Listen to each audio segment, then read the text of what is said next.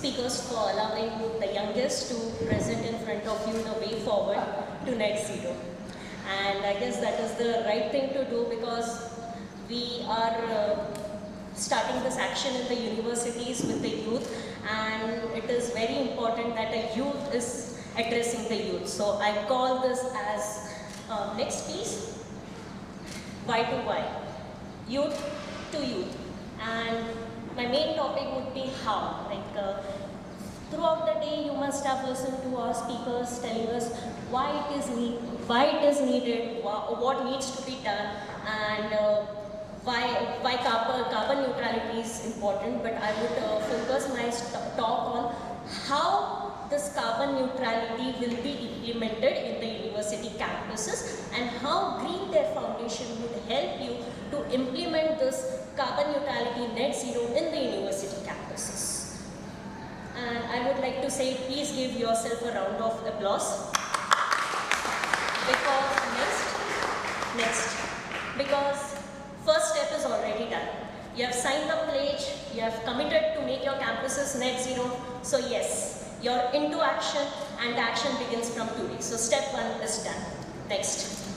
Now the step 2 is in progress. I could see that today this data sheet has come to me from few universities, and they have put up their data in this data sheet, which actually asks you about energy, fuel, transportation, water, waste. It is very simple data sheet, and Mr. Savitribai, he explained why data is important. So this sheet, we have passed it on to all the audiences, to all the youth present here. So this data sheet will help us to put up our data, whatever our consumption is, on a very particular sheet, so that further it can be evaluated by the experts. So second step is in progress. Congratulations. Maximum universities are on their second step, and many of them have completed their second step. Now the third step is very easy. You have to just call GTF. You have to just say that we are done with our second step, the data sheet is ready, please come and visit our campus. Next please. Okay, so why experts will visit your campus? That is more important. So the third step is from GTF, the expert will visit your campus to evaluate this data sheet. Now this data sheet is very raw. Maybe you must be having problems in entering the data. You would not be knowing from where to collect the data. Maybe the data must have entered in the wrong way. So the experts will guide you properly how to feed in the data in this data sheet. So that is the reasons expert will come. Now once the data is evaluated, once we have the proper data in our hand, we have the carbon calculator. SCCN, Smart Campus Cloud Network, has designed this carbon calculator. Now this is not a typical carbon calculator that we see on the websites. I would like to highlight two things.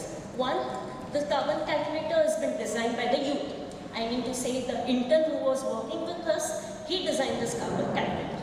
The second thing is, what is the importance of this carbon calculator? He is an Adani, yes. So yeah, so why this carbon calculator is important? Because it is specially made for the universities. It takes into consideration the profile of the university, the kind of users are there in the university, the usage of the university, how the profile is day to night, how the university behaves, how the students behave. Accordingly, this carbon calculator is designed. Because when we come to industries, it is completely a different sector.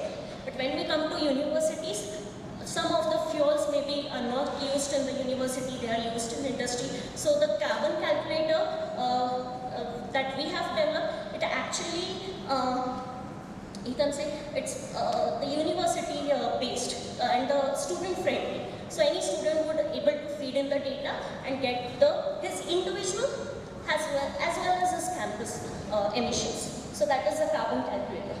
And the last part is roadmap drafting. Now what this roadmap is about? It is not like we are asking you to race to zero. Chalo chalo karna hai. Ye target achieve karna hai. No. After knowing the emissions through the carbon calculator, you will understand where is your maximum source of emissions. Is it the energy? Is it the water? Is it the waste? and accordingly you can prioritize. So if I if I can quote, yeah, sorry, I'm too fast. So if I quote SPPU, they have the solar panels, and for them maybe energy is not a priority, but for them maybe water must be the priority. For another campus, like Ferguson, plastic is not a priority, but for them maybe you can say biodiversity is a priority. So through this carbon calculator you will understand what exactly needs to be prioritized. Is it energy? Is it water? Which component you need to prioritize, and then you set the target, knowing that ठीक है इतना achieve हुआ है, इतना achieve करना है, and our target would be say more 20 years to go. So that is what step 3 would help you, and obviously this would be guided completely by our experts. By GTF is with you throughout the step 3. Next please. Now step 4, it is very important. Whatever you are calculating, whatever you get your carbon emissions, you need to map it. Now how the mapping is done, you need to first measure it, you need to monitor it, and then you need to track it. And it can't be done manually. You need to use digital technologies here, which will give you a real-time profile of your carbon emissions, daily basis, annual basis, throughout the year, how your university carbon emissions are performing, how your university's carbon footprint is performing. Next please. So just go back. I call it measure, monitor, track. These are the 3 steps that is involved in net zero dashboard. When it comes to net zero dashboard, we are using sensors, we are using the cloud dashboard. I'll show you some pictures. Now this is a MIT IDT dashboard, you can see. Now if you see, 50% of their electricity is generated from solar and 50% is taken from the grid. And you can see their sensors are active at present, and throughout the day how their profile is. I can't share more pictures because at present it is closed end, so I'm not allowed to share more pictures of this campus, but it further gives you the profile of CO2 emissions. So this particular chart will further show you what are your daily CO2 emissions with respect to energy. Next, document and verify. This is a very important step when it comes to documentation and verification. So first part is verify. There are universities in abroad, like they are part of 15 universities from abroad, and I do keep studying that how universities are performing, and universities say that we are already net zero, we are carbon neutral. But how do they verify? Is there anyone who comes to their campus and verifies it, you are carbon neutral? So next is, this is a very good example. This is a university in Sri Lanka, Sri Jayawardhanapura. They have recently got the certificate from ISO, which says that their campus is carbon neutral, net zero. And this is and they are part of Smart Campus Cloud Network. They joined us, and together we got this certificate. So that is the reason the verification is very important step, because then that gives you a kind of profile of your university that yes, it has achieved carbon neutral. Next, now document. Document is very important because जो आप कर रहे हो, like whatever the universities are doing, it should not be in silos, it should not be kept to themselves. It should be shared to other universities as well. And that is the reason this documentation is very important part. Now what this simply, you could see this Simply Smart we have written. Now when I first joined Smart Campus Cloud Network, Dr. Shinley gave me this exercise. He told me, Durga, please check the universities throughout the world, what exactly they are doing about environment. And he told me to give some key words to the Google search. And every week, from that day itself, from 2021, we have been doing this exercise rigorously, and every Monday we issue a newsletter which only shares the stories of universities, and it is all done by the youth.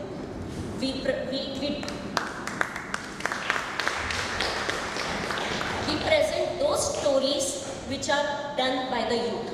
So just to give one example, there was one story about this group of youth.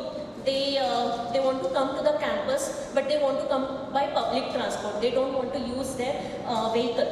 But there is no a facility available for the public transport to directly come to their campus. So they went to their campus higher-ups. The campus higher-ups collaborated with the state transportation department, and a different public transportation was made available for this particular university. So that power the youth has to get it done in their campus. Only thing is they have to do it, and it can be done. And if you want to, if you have any doubts कि हाँ करते हैं क्या basically या नहीं करते हैं, so you can visit the Simply Smart. Just have a look at any one newsletter, and you will get an idea of what youth are doing. They are doing marvelous things. And this I'm telling on my experience, because every Saturday I have this job to sit, browse my laptop and check what youth are doing in the universities. That is what I do on my Saturdays. And Monday this edition comes. Next please. U75 mobile app. Now this is what we are going to launch today. We have designed the app for two reasons. One is, like I said, university to university, youth to youth. This mobile app will fulfill that connection. It is basically designed to connect the university, to make them talk to each other, to share their success, and to take everyone ahead. मतलब एक university आगे जा रही है, so other universities will be left behind. They will go together, and that is the reason Green TERRE Foundation has designed this mobile application U75. I will show a demonstration of this application at the end, because my team needs some time to connect the mobile to the laptop. So I'll first complete my presentation, and then I'll demonstrate the application that we have developed. Next. Okay, guidelines. Next please. I call it do it yourself. Now why do we need these guidelines?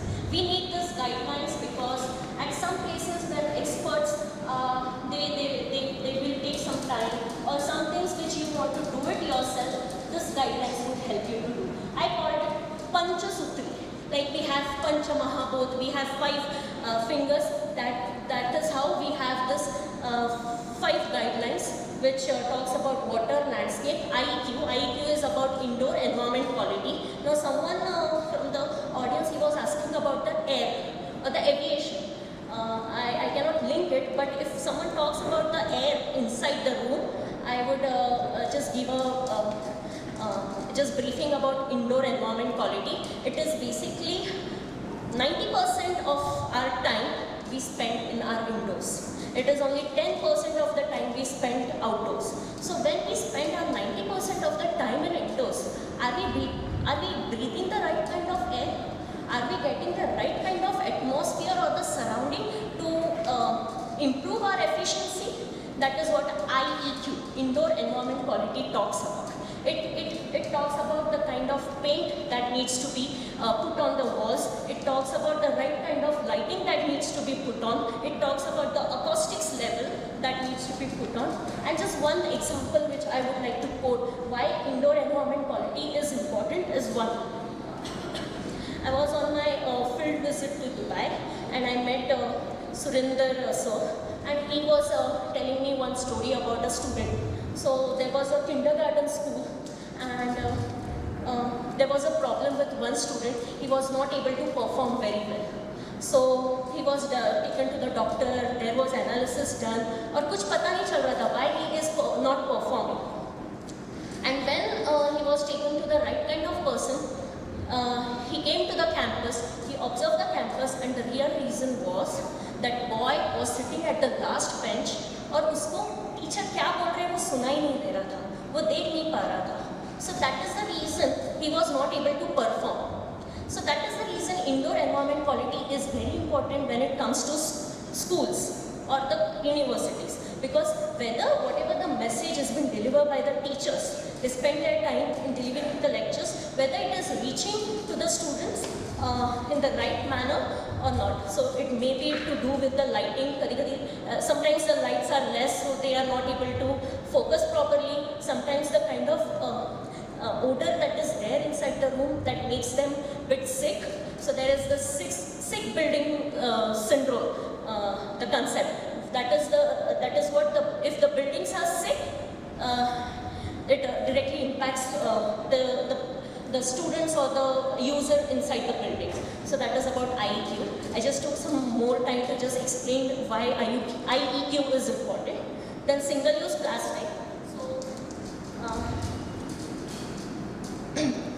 I have this guideline, single-use plastic, which was again used by Ferguson College, and when Norway ambassador had visited the campus, he took this guidelines to the Norwegian universities, and he said that we are going to make Norwegian universities single-use plastic. So these are the guidelines. This is about the indoor environment quality. We have the landscape guidelines, because landscape is important, because this landscape contributes to your carbon sequestration. Because there are trees, there is soil, there is water body. All these three things are needed. That is the reason landscape guidelines are very important. Obviously, water guidelines, it will help you to understand water management is important and how you can, because water is again, it's a carbon sequestration medium, and also there are CO2 emissions linked to carbon, so linked to water. So water guidelines, and these are the new guidelines that we have prepared, net zero campus guidelines, which will give you stepwise, which talks in detail about each component and how it can be done. And yeah, again, these guidelines are made by the youth. They are not made by the experts. We had the interns, we had our team who prepared these guidelines, and this team was expert from their department. Like we had landscape architect who designed this landscape guidelines, and the guidelines that were prepared by this youth were then checked by the experts, and then we have published this. And second thing why I would like to quote these guidelines is because these are not any book. These are not just books, or these are not just reference guidelines, but these are actually the stories of youth, how they want to produce the steps to you. So there is no big science involved in these guidelines. It are just simple steps that are designed by the youth, which youth can do. Next please. So now if you search on the internet, there are buzzwords like ESG, net zero, greenwashing, and environment friendly. So these are the buzzwords, and a survey has said that almost 80% of jobs will be more focused on ESG and net zero. And Green TERRE Foundation says for Green TERRE Foundation, the buzzwords are green skill development, partnership, respecting the nature, and using the digital technologies. So this buzzwords and this kind of 4 points will help us to prepare the students for getting those green jobs. So green skill development, partnership, as I said, we want to connect from youth to youth, university to university, and it will not be just limited to India, but it would be, we need to partnership with the universities abroad. So that is the reason partnership is very important. Respecting the nature, yes, we should not forget. The biodiversity is also part of our campus, and like Rajni madam pointed out, heritage, how heritage work, these things are also important when we say respecting nature. Heritage is also part of respecting the nature. And last is digital technologies, because digital technologies will accelerate our carbon journey. Next, I guess that's it. So like Sandeep Narang sir said, net zero is a journey, and I would like to invite all the universities and youth to accompany us in this journey towards net zero. Thank you.